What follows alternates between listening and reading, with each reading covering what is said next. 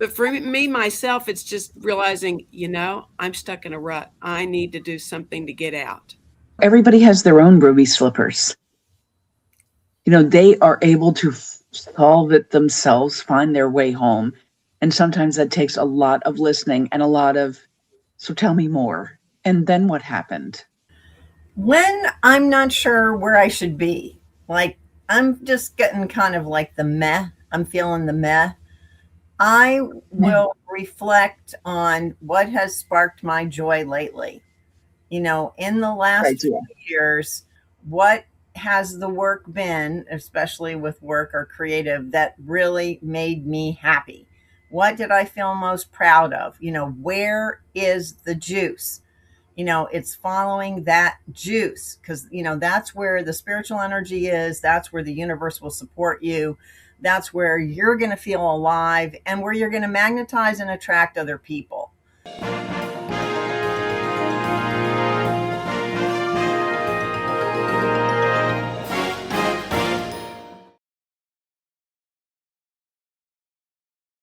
Everybody, it's Besta, and I am here with three wonderful ladies having a great conversation. Again, they're back for more. Jackie Gilley, how are you?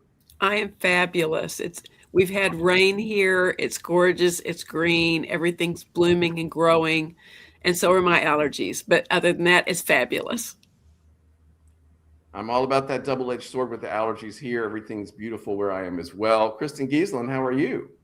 I'm good. I have my new hip now, and it's exciting to have the surgery behind me and, in the rehab phase.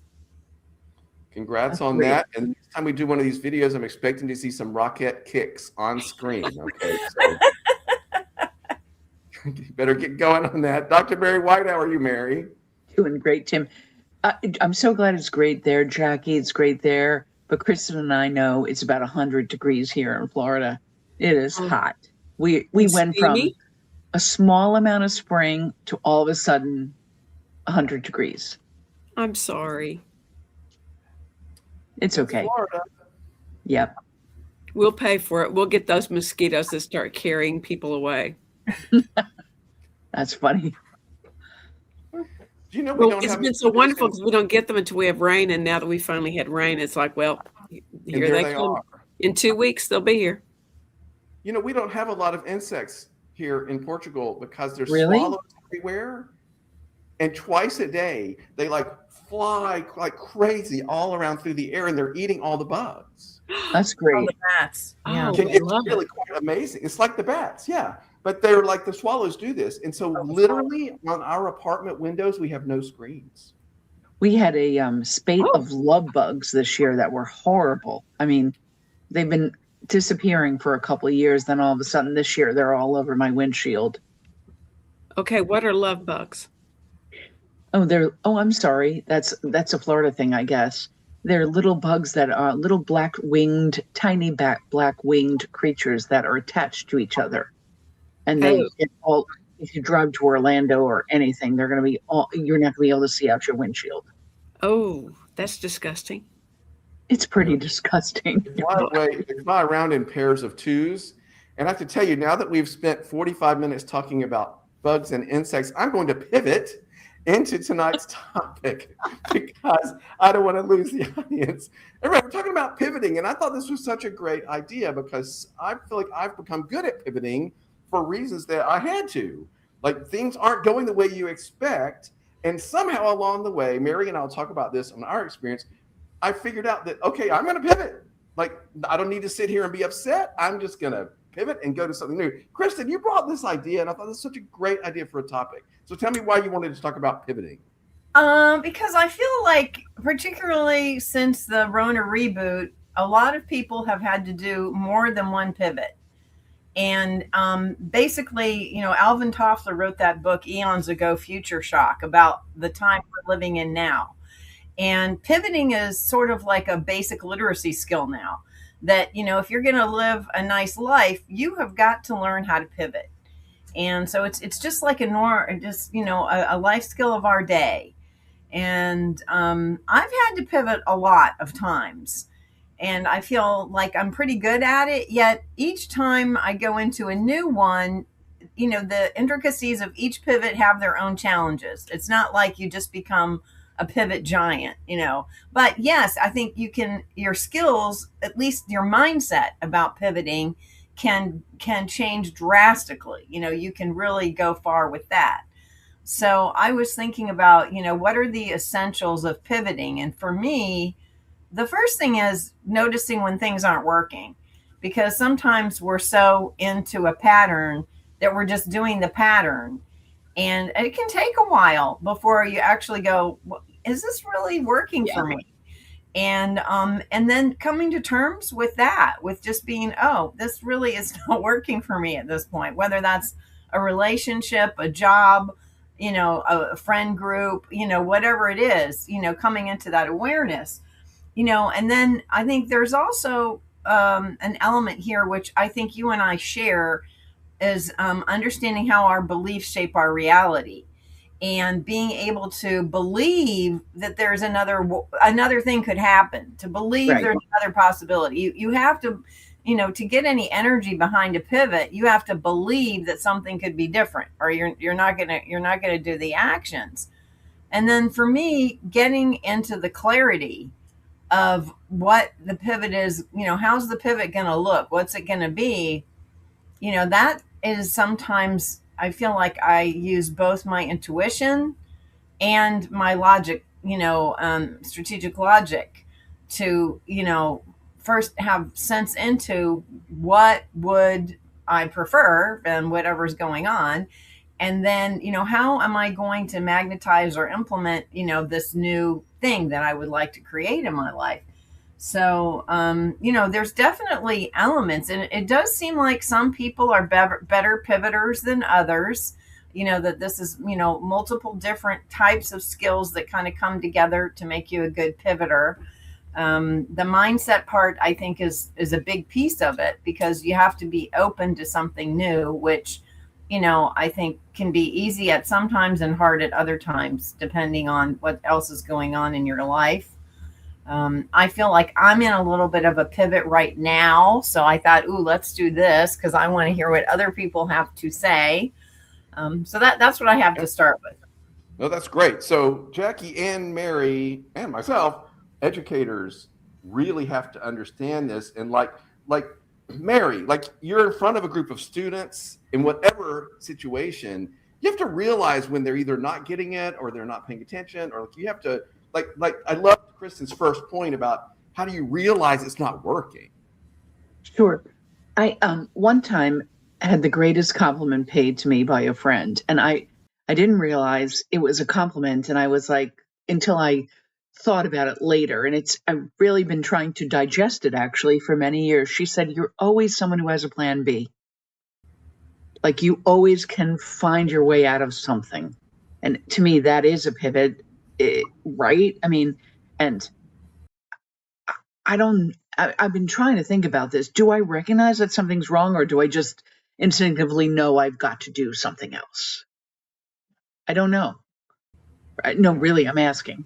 Yeah. What about you, Jackie? That and you're working with the group, and you realize something has to change in what you're doing. How does that feel to you? Well, usually they have this glazed look. You can just tell they're not getting it, or they're just struggling too much with the concept. Especially like in beginning band, it's like you could just tell what you get to 6/8 time, and they're just looking at you like, why? Why are we doing this? We can count to 4. Why do we have to go to 6? Or they just couldn't grasp the idea of the triplet fill or whatever. And that's when you just realize, oh gosh, okay, I got to find another trick in the bag to pull out to find another way to do this. And usually with younger kids, it's because you can go and add in movement, or you can start verbalizing things. You just find other techniques, kinetic techniques or whatever, so they can get it. But when they get it, then you see the light bulb and it's like, yay. But for me, myself, it's just realizing, I'm stuck in a rut. I need to do something to get out. But it's figuring out what that something is. But I think it's also like a certain level of confidence, like from your previous training or your knowledge or your you're adept at something. And I'm just calling it confidence because I don't know what else to call it. But you're like, oh boy, not even with just kids, with anything. I got to try something else. I got to do something else. I mean, and then you just quickly and seamlessly, I feel like, move to that other thing without a lot of thought. I don't think about it. I think I just do it. Right, Tim? I mean, we just, something's not working. We don't call it out. Yeah, and well, you and I've talked about this a lot, Mary, and I feel like one of the really cool things is that one of the great things about getting older and having a lot of experience and time living your life is that not only might I be more aware of when I need to pivot, but I always feel like I got a lot of things in my toolbox that I can pull out and use here. You know what I mean? Like, Mary, you and I've talked about this on the field. We're standing in front of a marching band. We're doing some sort of clinic, and we're like, we'll huddle up and go, okay, do we pull this out of the toolbox, or this little trick, or this little thing we tried over here? And there's lots of things in my toolbox. And I feel like that personally too. Like in my life, I now have had enough life experience and become self-aware enough that I feel happy that I can okay, I've got things, I know things to try. You know what I mean? Like Jackie, like at a certain point, all right, I know I've got ideas. Like I've been in this situation probably before or something close. You know what I mean? Like I know at this point in your life, we've been through a lot of stuff, and you're sort of like, oh, this reminds me of the time back in '83. Like this happened to me a lot. I've been here before. That's true. That helps me know how to pivot. But it's like when you're mentoring a newer teacher, and you have to explain to them about when we have a full moon, or when we have a weather change with a big barometric pressure change, or Fridays, or the day before a major holiday break. They just have to be flexible. And that's the thing. Explain to them, you need to be the entertainer that day. You're going to have to go and be entertaining and change things and engage them and keep them busy, because the minute you don't, you're in trouble. And it usually takes just once for them to believe the full moon effect. And then it's like, oh, okay, yeah, now I'm a believer. Do you think though that you're consciously doing it, or do you think it's just like habit, or how do you think it happens like so seamlessly? I used that word before. Like, I don't know if I say to myself, oh, I've got to change something up. I don't think I do. I think it just boom, like molds, evolves, shapes, and then it's something different. Well, for me, it's from experience, knowing I need to be ready and aware, and knowing that it probably will happen. But for you, it could be just experience, the fact that you have an intuition and right. Change. Mary, I think you have so much experience, and you're just intuitively doing it. Sort of like Kristin said, it's like she has the intuition very naturally. Mary, I just think you've done it so much for so long, so well, that you don't even stop. You don't have to go through I need to pivot. You just do it. I think that's a testament to. I guess you're right. I've been thinking about a lot that when we talked about trying to do, having this conversation, I was like, yes, I think I do this, but I'm not really sure I can enumerate it, or I can put a finger on what's going on with it. It took me a bit of reflection to come up with anything. When I first started to think about what does a pivot consist of for me, there wasn't much content there until I thought about it a little bit, and then I started those little, sign points or crumbs started to fall in. Usually there's something visceral that happens, like I have to get out of this, whatever it is, this is, it's very physical. And then, like a decision, an awareness point. I'm thinking of bigger transitions, not like, what I'm doing with a group of people or something, but, I'm in a job and it's not working anymore, or I'm in a relationship and it's not working anymore. The bigger things, I usually feel something in my body that's just like, and then I think I open up a space in my consciousness or my brain for, okay, this needs to be addressed. And I'm not thinking about it every day, 24/7, because I'm busy doing whatever I'm still doing. But then that little subconscious brain starts working it out. And that's going on in the background while I'm doing my other thing. I mean, one transition I had from a job was really hard. It's when I left human services. It's probably one of the hardest transitions I did because I had been in human services for a long time and the money just wasn't there. I couldn't pay my bills. I didn't have the right master's degree to go up the ladder in the human service agencies because my master's was in education. And so I ended up one day, okay, randomly, completely randomly at lunchtime, there's this job fair. I think I was actually out on business for the job I needed to leave, and it was lunchtime. And I'm like, you know what? I'm going to just hop into this job fair and see if there's anything in there. It seems random as heck, right? So I walk around, and there was one of these career colleges was in there, and they were looking for a recruiter, somebody that would be on the phone and bring the people in. And that job was starting at like 20% more than the job I had. And I just needed to make more money. I had to pay the bills. I'm single head of household. And I applied for the job and I got it. And that switched me out of human service jobs into education jobs.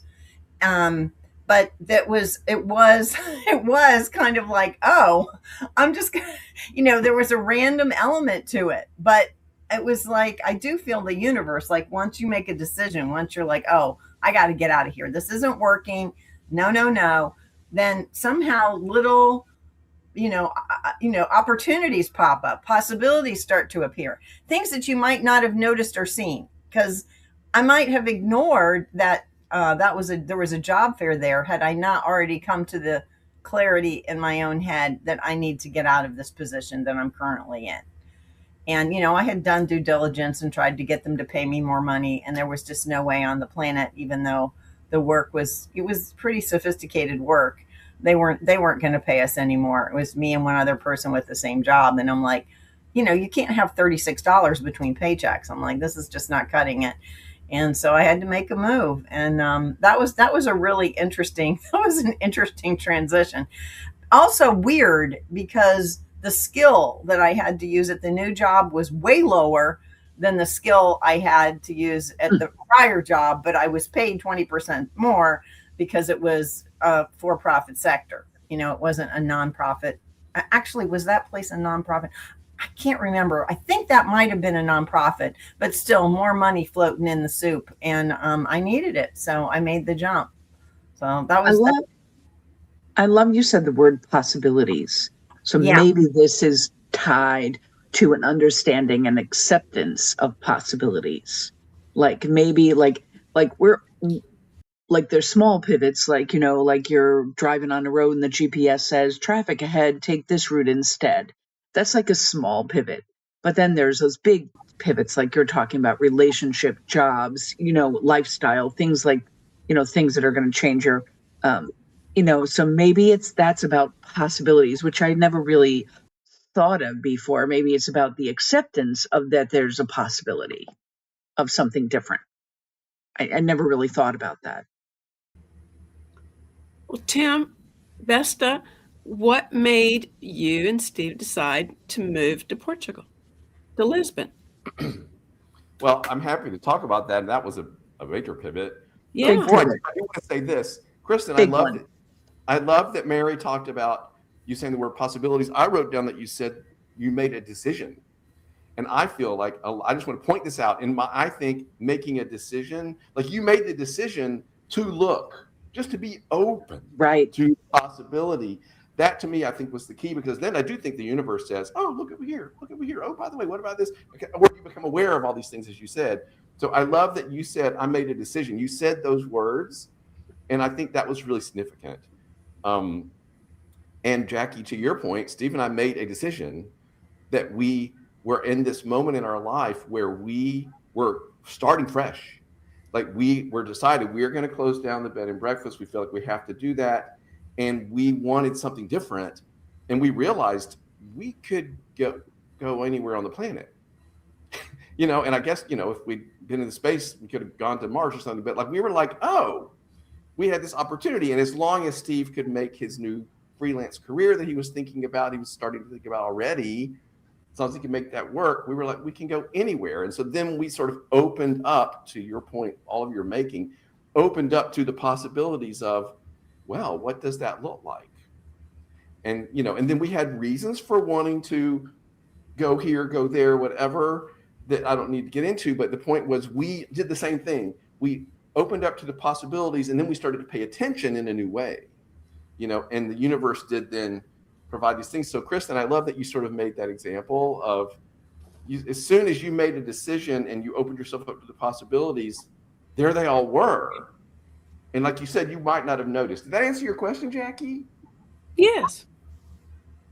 Because I had no idea that you were thinking about moving and going international, and becoming expatriates. And so Right. I was just wondering what brought that on. But Yeah, and for I us, didn't it know was if it was sort of like, politics or just wanting to do something different. well, there was a lot of things, but I will say that we were like, I think it's sort of like what a lot of people do in this situation, sort of like what Kristin's been describing. It was sort of like, we want a different kind of life than we have right now. We wanted a life that was slower, wanted to be a place where everybody was kind and getting along. We wanted to be, we wanted to have a different schedule, like lots of things. And we were like, well, how can we make that happen? And what does that look like? And as soon as we opened up to it, we were sort of led in these directions, and we ended up where we did. And we're really happy there. And all those things have come true for us. Thank goodness. We do have a calmer, slower life, and many, many pieces of that puzzle that we're happy about. So that was a major life pivot, and it wasn't without a lot of stress and hard work. And I think Right. we're none of us are saying that the pivots are simple or not without complication or stress or, whatever, because it was a monumental amount of work over the last year for us to end up over here. And it's the same thing for all of it. But that doesn't matter, because I think sometimes when you make that decision, then you get the energy and the excitement of, can I actually make this thing happen? That's exciting.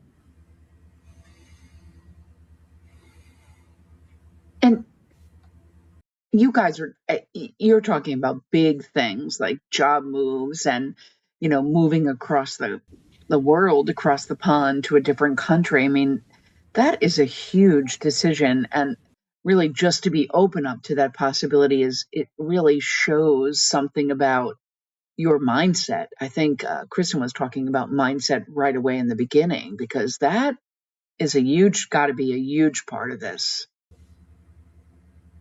Well, Mary, you just did the same thing. You just left a fantastic home and decided to pivot to a move to a new location. Still, 20 miles away or something, but still a major life change. Yeah, So with a you grand just piano. enjoyed it. I'm just kidding. This is not my home. Yeah, you're obviously not sitting in your home, but your new home is beautiful. You love it. It's a lot of things you always wanted, those things. But I mean, I think we've all been there, and Right. and moving in any way, I don't care if you're moving next door, is a gigantic, difficult thing. So you've just been through a major pivot too. And why did you move, Mary? Well, we had an really old house, and there was a lot of money in upkeep, and we wanted to travel more. And so when we left there, we were like, now we can just lock our front door and not worry about if the air conditioning is going to break or, things like that. I mean, and there was going to be a lot of new air conditioning, and we had already done windows and roof and siding, and we had already done all that. So, but it was still, it was just kind of like every time we turned around, it was another $20,000. And I'd rather travel. I'd rather save that for something else. So we moved to a new community that, it's brand new. It's a brand new house. No one's ever lived in it. And, but it's 20 miles north. It's actually 14 miles north. And that seems like a very short amount, but where we lived was, pretty idyllic, so to speak. But we just have to create our new ideal. We just create that new, and we have. Good for you. And where's your first destination in travel? We're going to Italy. Well, we've been to Italy, but we're going to Venice. We've never been to Venice in October. And then to Rome, Barcelona. And yeah, so we'll do that in October. It's 25 days. So it's a lot. Yes. Some places in Wow. Spain, maybe Tim will be able to come visit me. Depends on if he gets his, his residence card. Yeah. So I'm hoping I can pop over and see you, but I'm yeah, and not sure. totally understand Yeah. if you Not sure can't. yet. So I have a question. I made some notes as we were talking. Jackie, I want to go back to you for a minute because I feel like we're talking about I'm self-aware, I need to pivot, or I'm standing in front of a group, I'm doing something, I'm teaching, I'm instructing, and I realize I need to pivot. I think what's interesting is when somebody else needs to pivot and we all see it and they can't. And I feel like obviously you can't force someone to pivot, but Right. sometimes you make the case. And the reason I'm going to you first, Jackie, on this part of it is because I can imagine you are a wonderful marching arts adjudicator, and you give great advice to marching groups of all kinds. You are one of the top pros at doing this. I think you're just absolutely incredible at this. Thank you. I can imagine there are probably a lot of times when you're sitting in a critique or talking to some staff members and you're like, they need to pivot. Something major needs to happen here, or they need to rethink this, or boy, that whole closer needs. What do you do? How do you decide to address that? Sadly, I'm known as the Terminator because I'm brutally honest with them. And they don't You are- all want to hear it. You are good and honest. But the thing is, you have to ask them, what is your goal? And if they say, we want a medal, I'm like, then you've got to make these changes. If they say, we just want to have a good time, it's like, well, yeah, you're having a great time. Good. I'm glad that's important to you. And it's not about the medal or about, the ribbon or whatever and that kind of thing. But you owe it to them to be honest. They've invested all this time, all this money, those kids, the parents, everyone. It's just like, do you want to actually get better? You have to realize, is that their goal? Do they want to get better? Do they want to improve? Do they want to have a successful season? Or are they okay where they are? Right. And I just feel like I owe it to them. Well, first of all, I want to say I think that is absolutely wonderful because the older I get, the more I realize that trying to avoid confrontation by not telling somebody something they need to hear has never really served me or them very well. But I think that, Jackie, you're also really good at giving that information in a way that they know comes from caring and expertise, and you know what I mean, as opposed to just beating them over the head with the bad news. So that's Right. about your demeanor and your ability to communicate in a way that they know that you're trying to help, right? Well, I think I've done a much better job as I've gone through the years of adjudicating, of knowing that I've got to be more positive. Because if you're positive with them and tell them everything they're doing well, and then you help them try to improve, they know you really care. But you have to approach it as, these are the things you're doing really well. Good for you. Thanks for working so hard. I can tell you've done this. I can tell you've done that. But, Now think about this. Yeah. Yeah. Mary, you're an administrator. You've got a teacher that's having a problem. Same thing, right? You've got to be honest, but you've got to somehow get them to be able to hear it. What is Brene Brown says, the truth is kind, or she says that, just about that, in that whole courageous conversation bit, that it's, if you're always that way, it's never going to seem confrontational. If you're always telling people, how it is, I have to say, wasn't very good at it, Tim. I'm being honest with it. I don't care for confrontation. What I care for is being kind to people in such a way that they come to the realization themselves. So kind of like teaching them, it's just kind of, I wasn't always good at it. Like Jackie said, you grow in that. And I wasn't always good in it at all. So Kristin, a lot of times you're giving people advice that they maybe don't want to hear. You also have to be adept at helping them to try to understand a pivot. Yeah. I really feel like it's how you frame what you're saying. Yeah. And I am very positive. You know, any kind of topic can emerge, and it doesn't have to be a Debbie Downer thing, even if it's a hard thing. And I tend to keep a very matter of fact demeanor when I work with people, because that gives them the space to process their own emotions about whatever's going on. I'm not going to bring, I'm just going to say, like peas in the cupboard. Okay, I see peas, I see mustard, I see, some buckwheat noodles. What do you see? What do you think about these buckwheat noodles? I don't need to bring any kind of valence into the conversation. I feel like my job is to hold loving, unconditional, supportive, energetic space for people and let them figure things out. Let them, let's just make a Yeah. time and space so that you can see what's true for you. It means nothing for me to tell somebody their story, because that's not going anywhere.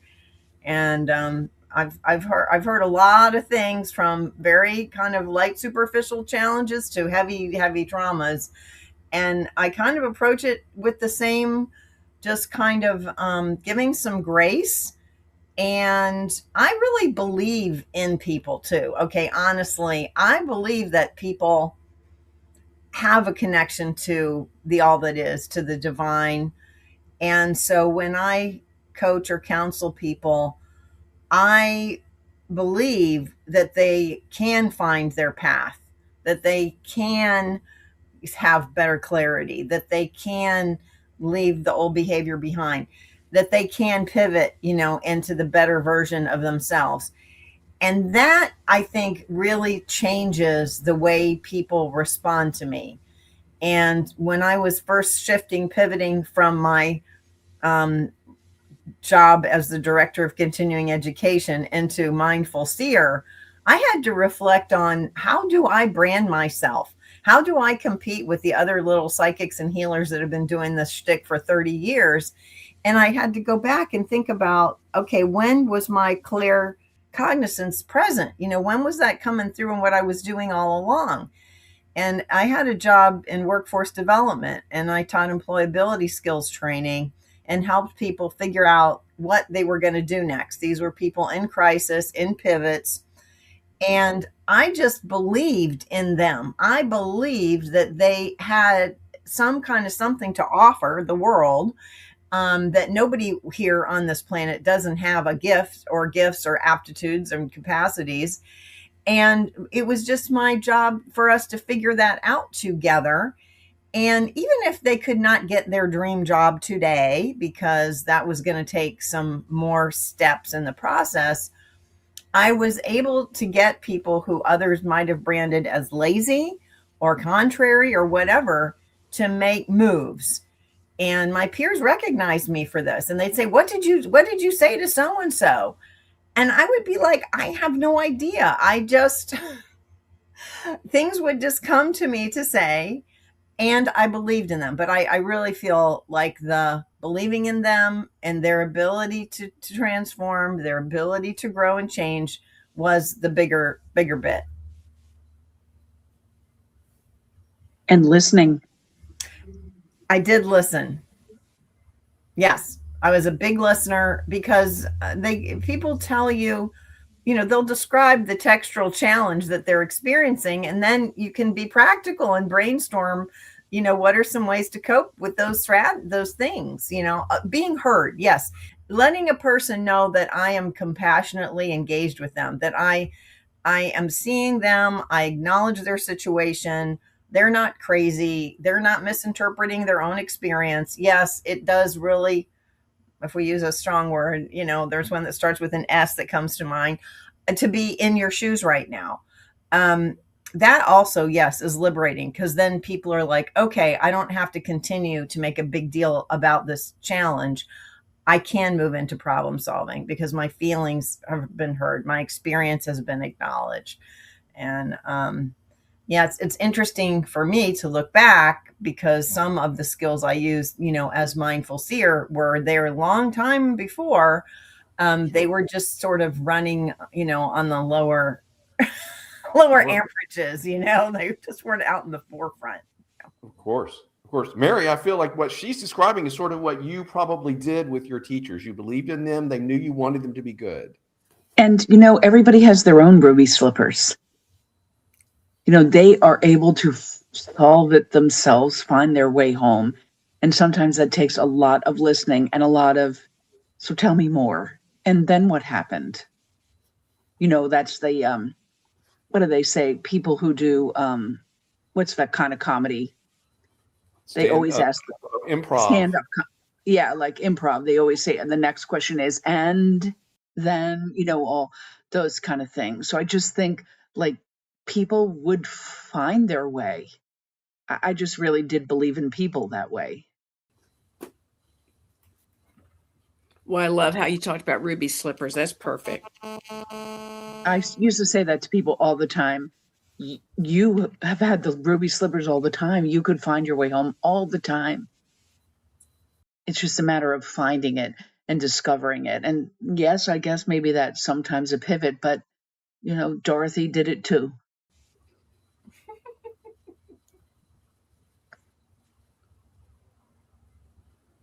It's very easy to be really afraid of change. And that's what we're talking about with a pivot, right? So I feel like the things that you all are describing that you do all come from such a kind, caring place. I think people can tell, and I think that helps give them the courage to, make those changes, consider that pivot. I think it's all very, very nice. Thank you, Besta. The other thing that comes to my mind is that pivots don't always happen overnight. Now, you pivoted over to Portugal pretty quick. I marveled at how quickly that B&B was finished and you guys were on the road. But not all pivots. I have to interrupt you and say that's really interesting that you felt like it was really long, because it was like the longest 15 months of my existence. And we thought it was never going to happen and never going to end.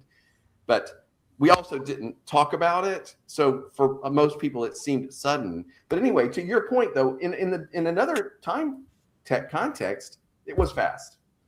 So anyway, go ahead. You're right. It doesn't often happen fast. And the other part is there's pieces. There's a step 1, step 2, step 3, step 4, step 5. There were a lot of steps to get from where you were to Portugal. And that's sometimes the part that trips me up, that I would like things to go faster. I would like my hip to be all the way healed. Yeah, and impatience. Yes, like 6 months out instead of 3.5 weeks out.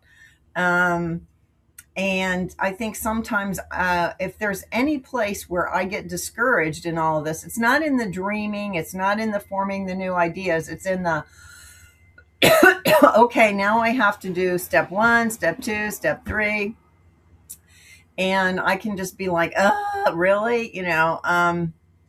Because my brain works fast and my imagination works fast and my intuition works fast. But, our worlds are not all just jumping to our whims. And not everybody, you can't boss everybody around, as my husband says. Exactly. And so that part, sometimes I'm just like, oh my gosh. Or even if I don't know what all the steps are, if I know their steps, but I don't know all of them, that can also really slow me down or get me discouraged. So I think I'm answering my own question now here, because I think this is really, really interesting. But I have a couple things I'd like to say, and I want you guys to weigh in on this too. I'll say two things. One is that I feel like the theme of my life over the last 6 years has been patience, having to be patient, being forced to be patient, being forced to wait. This has happened over and over and over and over. And I think this is part of growing up for me, was just trying to accept that and the other thing, Kristin, that you just said that really hit a light bulb for me was all right, so to use my example of the last 15 months, trying to make this big pivot that we made and transition. Here's what I'll say. Over and over and over again, the fact that we had to wait on something turned out to be really good. Mm-hmm. And it was like, we realized later, oh, that took 3 months, but actually once it happened, it was at the right time. Or we didn't get the apartment we thought we wanted, and we waited and we waited and waited, and all of a sudden it happened right when it was supposed to. And if we hadn't waited and had to wait, we wouldn't have ended up exactly where we wanted. So there have been example after example after example of this happening. And so even like right now, Steve and I are still waiting for things to happen. And we literally will say, I said this to him yesterday, like, this is really taking a long time. And he's like, okay, now remember, like, this is probably need to wait and let this unfold on its own correct time without me trying to do my usual try to force it thing, right? And like, do it all the time. True. Like, this is played out over and over and over. Is like the fact that we waited until October turned out to be what we needed to do. But man, in July, that was not fun, for example. So, Jackie, I see you nodding. You know what I mean? Like, sometimes things do play out in their own correct time. Right. But sometimes you think the universe is conspiring against you, but it's really teaching you patience. And it's teaching you to value what you have. I think it's really important that you have to count your blessings and just realize things will unfold as they are supposed to do. It's really difficult when you're a control freak, though. It's true. I'm the same way. I used to try to force things all the time, and people would say, you literally make your band good. I'm like, no, I just have high expectations, and I don't give up. I won't let go until they meet them. Right. No. But then, they're preteens, so there's certain things that are out of your control, and you just have to accept, like a Friday when it's like, nope, we're not going to do anything. Let's just have free seat day, and let's just go and play our favorite songs. Let's at least get them playing and engaged and keep them busy and out of trouble. Because you could just tell it was going to be one of those days. So you just have to accept and realize, well, at least we're learning something. Right, but you know what? It's quite possible, Jackie, that by having that fun day where they were loving band and doing something crazy and different was exactly what they needed. Exactly. To get back to this thing on Monday. So a lot of times you can't, in the middle of it, you're fixing a problem, but it actually turns out to be healing. Yeah, and the kinds of things they remember. I mean, I just did had an interview recently with Matt Harloff on his retirement from Avon. We talked to him the day after his final concert. But I would encourage anybody to find that at the Marching Roundtable YouTube channel, because he talked about this very thing, about having to let things unfold and not being able to force it, and like having those high expectations, but also you're working with kids. Like, he talked about what you just described. I think you would really enjoy that. But I love that, Jackie. Like, a lot of times the thing that you do just to make it work, that pivot, turns out to be incredibly important. Mary, you have found this, I know, multiple times in your life. And it is a real test of your patience. And if you don't have patience, or you like to control how things happen, it's like a pounding on my head all the time. Like, the universe, like Jackie said, the universe is trying to teach you something. Take it easy, slow it down, knock it off, all those things. And I don't feel like it has to be any kind of self-deprecating thing, but just slide into it instead of running into it. You don't have to ram into it. It's just, I constantly think about that. And it's really hard, Tim. And I think you've discovered that over the last few years, for sure. But Mary, I have seen you stand in front of a bunch of color guard girls on a field, and they're just horrible. And I've said many times, I've seen you transform them in 2 hours. Is that so positive, Tim? They're just horrible. What do you think, Jackie? They're struggling, I'll say. They're struggling. They don't have some good concepts, but I've seen you transform them, the way they stand, the way they perform, their confidence. And I feel like many times when you're in the middle of that, you and I will get together and we're like, this isn't working. We got to pivot. What do we do? Blah, blah, blah. And like you fix it. You're great at pivoting on the fly, as you've described. But I also think that you are intuitive, like all of us have described, in figuring out, well, let's try something else. And aren't kids all the same?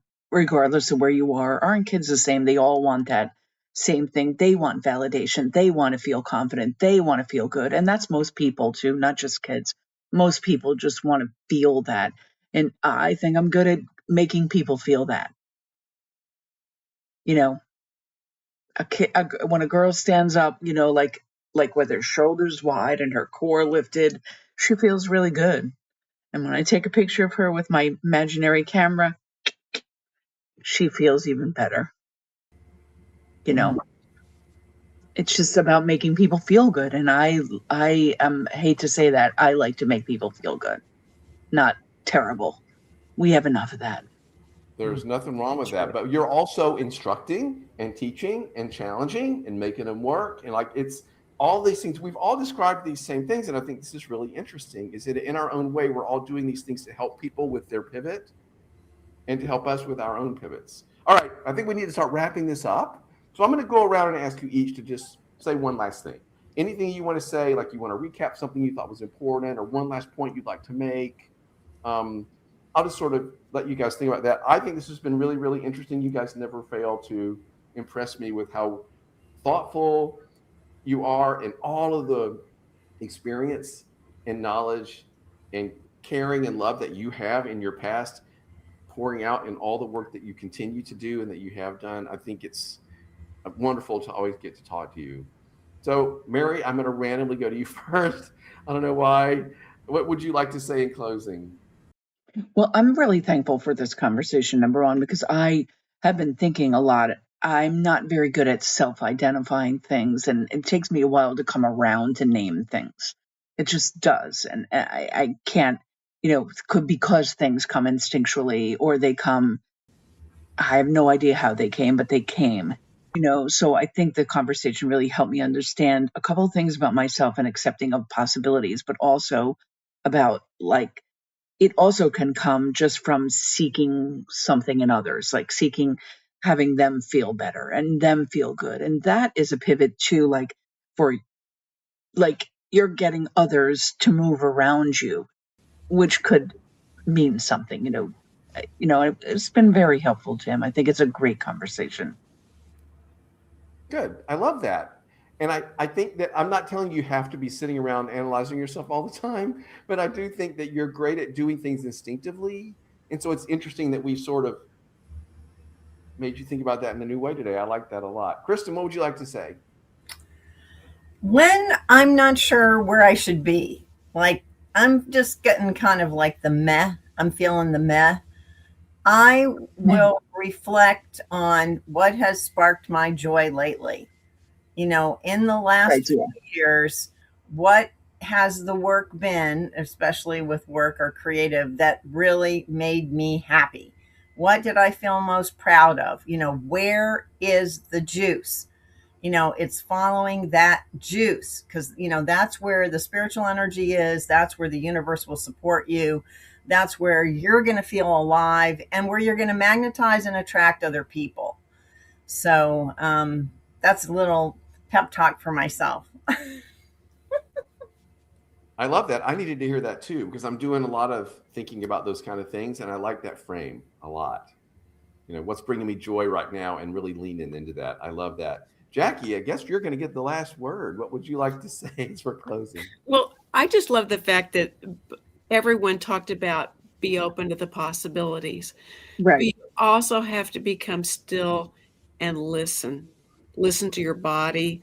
Listen to what, the world around you is trying to tell you, the universe, God, your upper being, the divine, whatever. And you have to wait for those nudges, because sometimes you get these nudges.